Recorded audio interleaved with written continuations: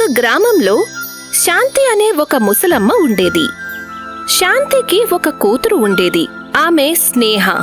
స్నేహ school చదువు అయిపోయాక ఆమెతో శాంతి ఇలా అంటుంది.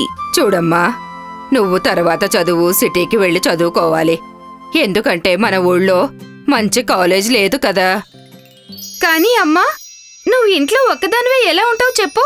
నీ ఆరోగ్యం కూడా బాలేదు. నీకు వంట ఎవరు చేస్తారు? నిన్నెవరు చూసుకుంటారు?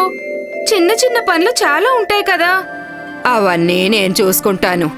నా కోరికేంటంటే నువ్వు బాగా చదువుకోవాలి, ఇంకా పిహెచ్డి కూడా చెయ్యాలి. స్నేహ చదువుకునేందుకు సిటీకి వెళ్లిపోతుంది. స్నేహ తల్లి కొద్ది రోజుల వరకు తన పనులు బాగానే చేసుకునేది. కాని తరువాత ఆమె ఆరోగ్యం ఎంత చెడిపోతుందంటే బెడ్ మీద నుండి లేవడం కూడా ఆమెకు కష్టమైపోతుంది. శాంతి ఇంటికి కొద్ది దూరంలో మీనా అనే ఆవిడ ఉండేది. ఆమె ఇంటింటికి వెళ్లి వంట చేసి పెడుతుండేది. ఒకరోజు శాంతి ఒక అబ్బాయిని పంపించి మీనాని తన ఇంటికి పిలిపిస్తుంది. మీనా, రోజు నువ్వు మా ఇంటికి వచ్చి వంట చేస్తావా? చేస్తాను పెద్దమ్మా. అయితే నెలకి 2000 రూపాయలు ఇవ్వాలి.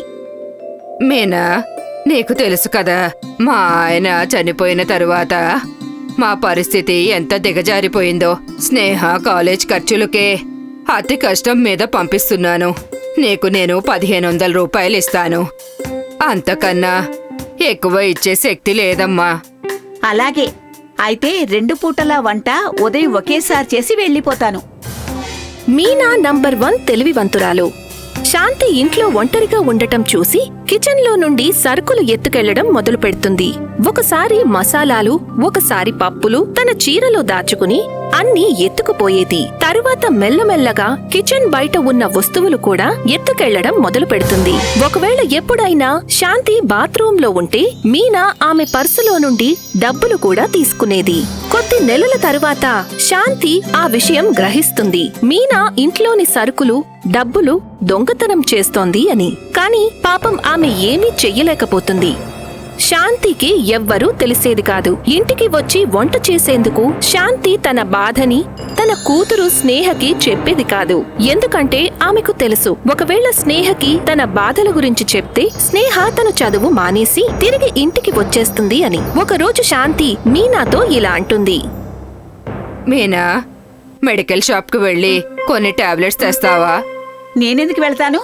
నేను నీకేమైనా నౌకర్నా చెప్పు? జీతం మాత్రం 1500 ఇస్తున్నావు. వంట చేయడమే కాకుండా వేరే పనులు కూడా చేయిస్తున్నావు. నీ కూతుర్ని ఇక్కడికే పిలిపించుకోవచ్చు కదా. చదువుకుని ఆమె ఏం చేస్తుందంట? చివరికి శాంతి తనే స్వయంగా ఒక కర్ర సాయంతో నడుస్తూ మెడికల్ షాప్కి వెళ్లాల్సి వస్తుంది. ఎలాగో ఆమె మెడికల్ షాప్కి వెళ్తుంది. కాని తిరిగి వచ్చేటప్పుడు దారిలో ఒక రాయి తగిలి కింద పడిపోతుంది. ఆమె తల మట్టి లోపల ఉన్న ఒక గట్టి వస్తువుకి తగులుతుంది. శాంతి తన ముఖం మీద రక్తాన్ని తుడుచుకుంటుంది. ఆమెకి మట్టిలో ఏదో మెరుస్తూ కనిపిస్తుంది. శాంతి కొద్దిగా మట్టిని తొలగించి చూస్తుంది. అక్కడ మట్టి లోపల ఒక ఫ్రై పాన్ ఉంటుంది. ఫ్రై పాన్ తో పాటు ఒక నల్లటి బట్ట కూడా అక్కడ ఉంటుంది. ఈ ఫ్రై పాన్ చూడ్డానికి చాలా పాతదిలా ఉంది, కానీ దీన్ని మంచి వెండితో చేశారు. శాంతి ఆ ఫ్రై పాన్ ని అటూ ఇటూ తిప్పి చూస్తుంది. ఆ ఫ్రై పాన్ వెనుక చిన్న చిన్న అక్షరాలతో ఇలా రాసి ఉంటుంది. Magic fry pan. దీంట్లో ఏ కూరైనా మంట లేకుండానే ఉడికించొచ్చు. అంతే. అనుకున్న కూరలు తరిగి ఫ్రై పాన్ లో వేసి నల్లటి బట్ట కప్పండి. 30 సెకండ్ల తర్వాత తీయండి. శాంతి ఫ్రై పాన్ తీసుకుని ఇంటికి వెళ్లి ఆమె అలాగే చేస్తుంది. ఎలా అయితే ఫ్రై పాన్ వెనుక రాసి ఉందో. ఆమె ఫ్రై పాన్ లో శనగలు వేసి దానిపై నుండి నల్లటి బట్ట కప్పుతుంది. ఆ బట్టని తీయగానే ఫ్రై పాన్ లో వేడి వేడి రుచికరమైన శనగల కూర రెడీగా ఉంటుంది. తరువాతి రోజు మీనా శాంతి ఇంటికి వచ్చినప్పుడు శాంతి ఆమెను వెనక్కి పంపించేస్తుంది. చూడమ్మా మీనా, దేవుడి దయ వల్ల నాకొక మ్యాజిక్ ఫ్రై పాన్ దొరికింది. ఇక నువ్వు రావాల్సిన పని లేదు. మీనా కిచెన్ కి ఉన్న కిటికీలో నుండి శాంతి మ్యాజిక్ ఫ్రై పాన్ ని ఎలా ఉపయోగిస్తుందో రహస్యంగా చూస్తుంది. ఆమె ఇంటికి వెళ్లి తన భర్తతో ఇలా అంటుంది. శాంతి ముసలమ్మకి ఒక మ్యాజిక్ ఫ్రై పాన్ దొరికింది. దాంతో గ్యాస్ స్టవ్ లేకుండా వంట చేయొచ్చు. మా హోటల్ యజమాని ఎల్పీజీ గ్యాస్ బిల్ తో చాలా బాధపడుతూ ఉంటాడు. ఒకవేళ నేను ఆ ఫ్రై పాన్ ని మా యజమానికి అమ్మితే ఆయన మనకి లక్షల రూపాయలు ఇచ్చేందుకు కూడా ఒప్పుకుంటాడు.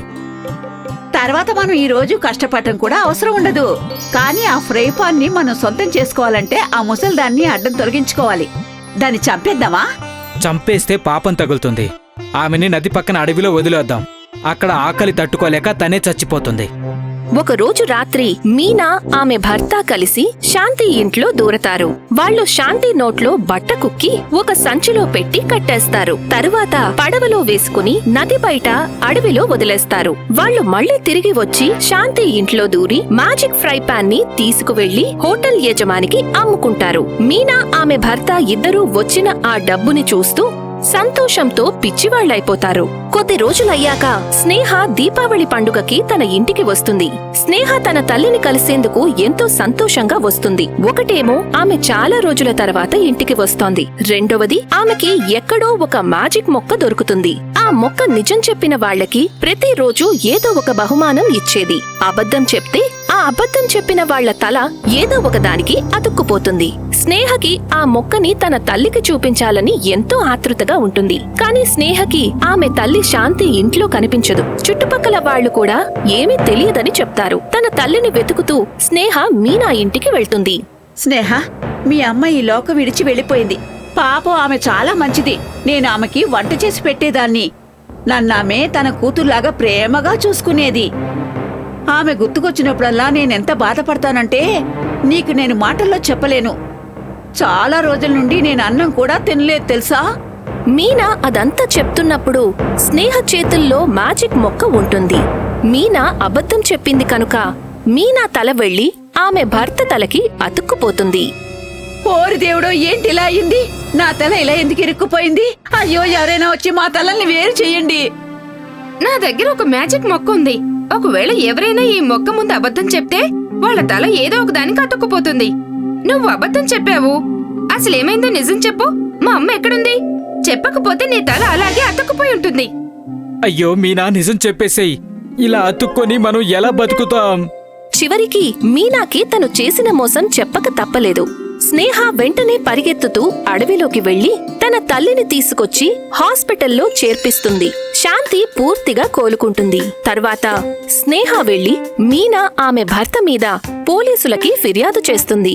వాళ్ళిద్దరూ జైలుకు వెళ్తారు. చివరికి మ్యాజిక్ మొక్క ఆకులు కోసి మీనా ఆమె భర్తల తలలను స్నేహ వేరు చేస్తుంది. స్నేహ మీనా ఇంటికి వెళ్లి తమ వస్తువులన్నీ తీసుకొచ్చి తన తల్లితో కలిసి సంతోషంగా జీవిస్తుంది. చాలా రోజుల క్రితం లాల్ సింగ్ అనే అతను తన భార్య మీనాతో కలిసి ఒక ఊర్లో ఉండేవాడు. అతను చిన్న దుకాణం పెట్టుకొని స్వీట్లు, సమోసాలు అమ్మేవాడు.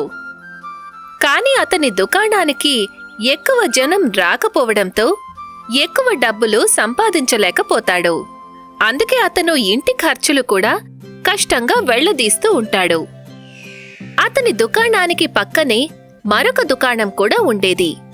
దాని యజమాని పేరు రమేష్. అతను చాలా పొగరుగా ప్రవర్తిస్తూ ఉంటాడు.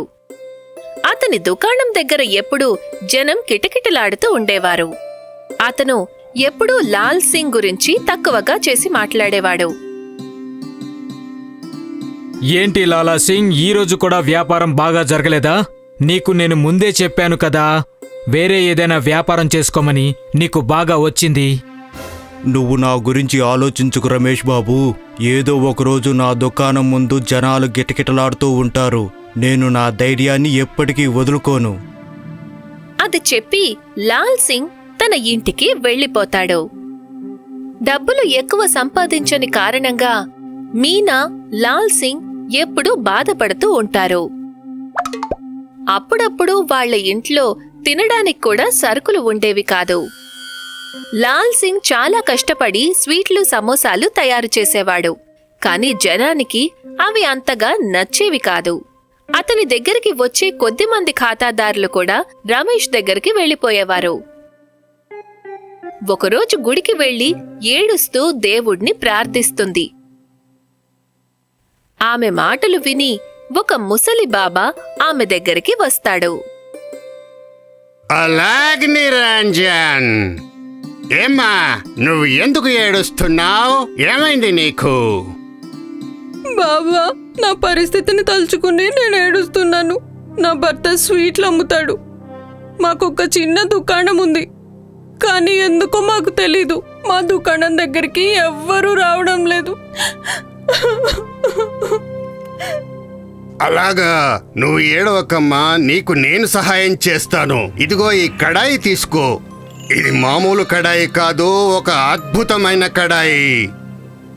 చూడమ్మా, నువ్వు నీ భర్తతో చెప్పు రేపటి నుండి దీన్నే వాడమని. తర్వాత చూడండి ఎలా మీ దుకాణం ముందు జనం కిటకిటలాడిపోతారో. మీనా బాబా ఇచ్చిన కడాయి తీసుకుని తన ఇంటికి తిరిగి వెళ్తుంది. సాయంత్రం లాల్ సింగ్ ఇంటికి వచ్చాక మీనా అతనికి జరిగిన విషయం అంతా చెప్పి ఇలా అంటుంది. ఏవండి, రేపటి నుంచి మీరు ఈ కడాయినే ఉపయోగించండి. తరువాత రోజు లాల్ సింగ్ అలాగే చేస్తాడు, ఎలాగైతే అతని భార్య చెప్పిందో. బాబా దీవించి ఇచ్చిన ఆ కడాయినే అతను ఉపయోగిస్తాడు. ఆ కడాయి సహాయంతో తయారు చేసిన స్వీట్లు, సమోసాల ఘుమఘుమలతో వాళ్ల దగ్గర జనం నిండిపోతారు. రమేష్ దుకాణం దగ్గర నిలబడ్డ వాళ్లు కూడా లాల్ సింగ్ దుకాణం దగ్గర నుండి వస్తున్న ఘుమఘుమలు చూసి అతని దగ్గరికి వెళ్లిపోతారు.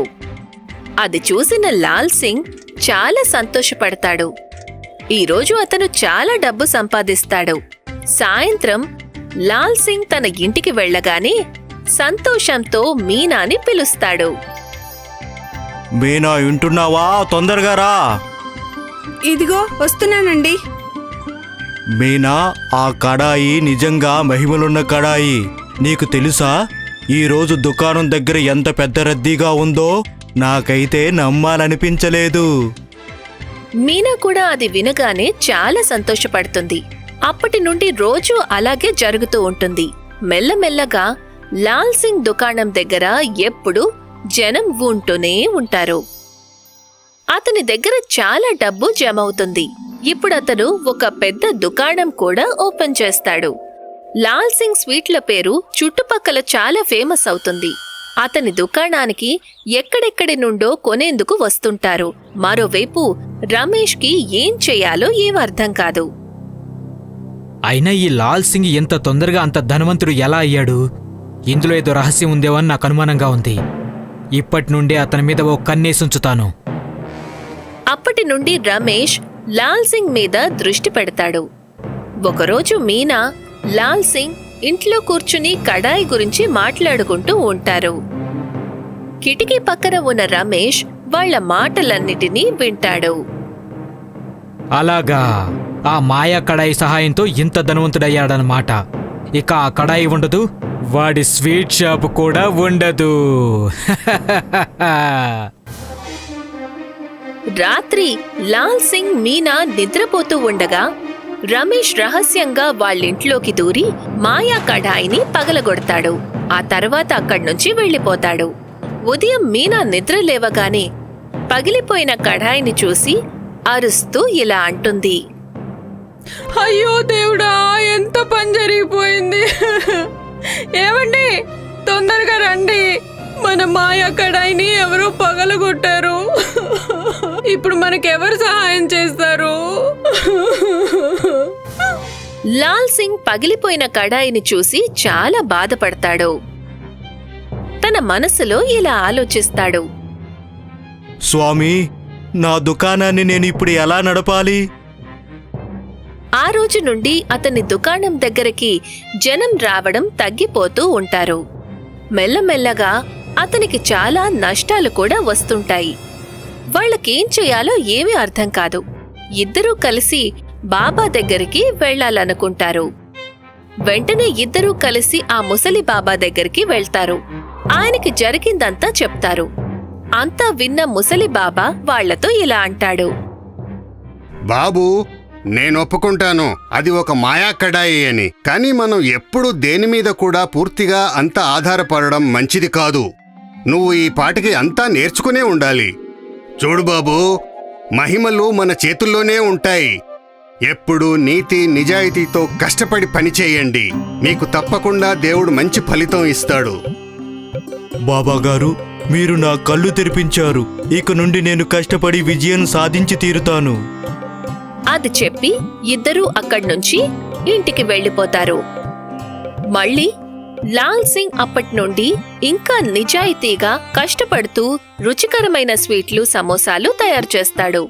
కొద్ది రోజుల్లోనే అతని దుకాణం ముందు అంతకు ముందులాగానే జనంతో కిటకిటలాడుతూ ఉంటుంది. ఈ కథ నుండి మనం నేర్చుకున్నదేమిటంటే కష్టపడి పనిచేయటమే విజయాన్ని సాధించేందుకు మార్గం అని.